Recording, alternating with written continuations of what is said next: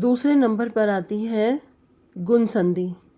गुण संधि का ये नियम है कि अगर पहले शब्द में मतलब पहले शब्द के अंत में अगर अ या आ है और प्लस साइन के बाद जो दूसरा शब्द है उसके आरंभ में छोटी ई या बड़ी ई हो, यानी कि ह्रस्व या दीर्घ में से कोई भी ई हो, तो वे ए में बदल जाएगी। जैसे नर प्लस इंद्र नरेंद्र, शुभ प्लस इच्छु शुभेच्छु।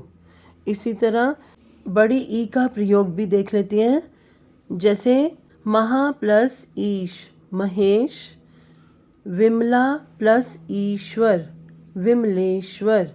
इसी तरह दूसरा जो नियम है इसका गुण संधि का वो ये है कि अ और आ के बाद अगर छोटा ऊ या बड़ा ऊ आए तो वो हमेशा ओ में बदलेगा।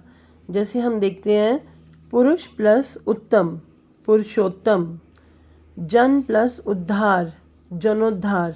बड़े ऊ का प्रयोग भी देख लेते हैं। भाव प्लस ऊर्मी भावोर्मी, जल प्लस ऊर्मी जलोर्मी। इस तरह आपको याद रखना है कि अगर अ या आ के बाद आपने देखा जो प्लस साइन है उसके बाद जो शब्द है उसमें आरंभ में ऊ या बड़ा ऊ है, छोटा ऊ या बड़ा ऊ है, तो वो ओ में चेंज होगा। और गुण संधि का तीसरा नियम है कि अगर अ या आ के बाद मतलब अ या आ स्वर के बाद अगर आपने पाया कि वहाँ पर री है, दूसरे शब्द के आरंभ में री है, तो आपने उसको अर में बदलना है। अर मीन्स रेफ में बदलना है। जैसे कि उदाहरण में दिया हुआ है महा प्लस ऋषि महर्षि, राजा प्लस ऋषि राजऋषि। तो इस तरह रेफ ऊपर चला गया, तो आपको पता है रेफ ऊपर लगता है हमेशा, तो इस तरह इसे अर में बदलना है। तो ये 3 नियम हैं गुण संधि के। उदाहरण साथ में दिए हुए हैं तो आप इन्हें एक बार पढ़ के इन्हें समझ सकते हो।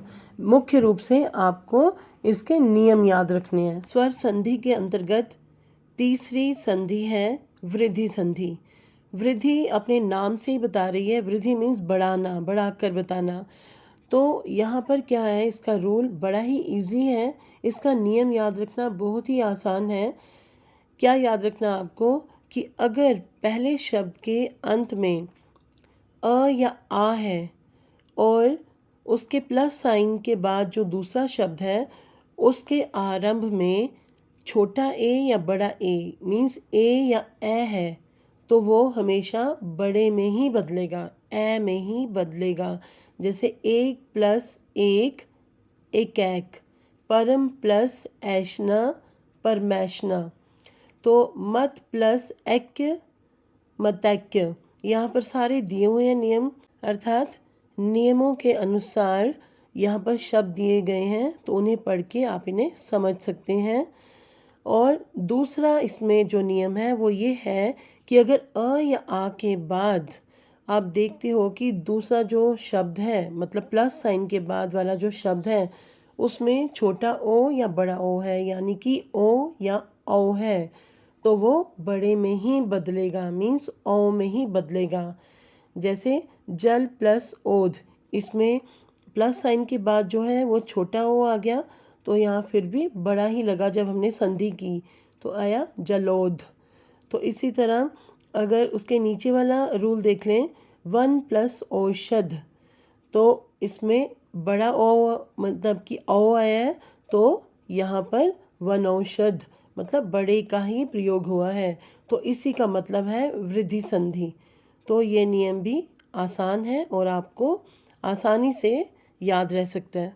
अब एक बार दोनों प्रकार की संधि यानी कि गुण संधि और वृद्धि संधि की पुनरावृत्ति कर लेते हैं, मतलब एक बार इन्हें रिकॉल कर लेते हैं, इसके नियम के बारे में जान लेते हैं दोबारा। कि अगर अ या आ के बाद आपने छोटी ई या बड़ी ई देखी तो आपको याद रखना है कि ये गुण संधि का नियम है और इसमें ई अगर है अ के बाद या आ के बाद तो वो ए में बदलेगी।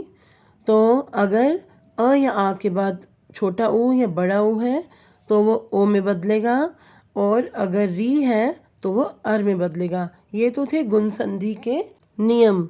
दूसरा वृद्धि संधि को भी रिकॉल कर लेते हैं कि वृद्धि संधि में याद सिर्फ इतना सा रखना है कि अगर अ या आ के बाद आपने देखा कि प्लस साइन के बाद जो शब्द है उसमें ए या ए है तो वो हमेशा ए में ही बदलेगा, और अगर ओ या ओ है तो वो ओ में ही बदलेगा।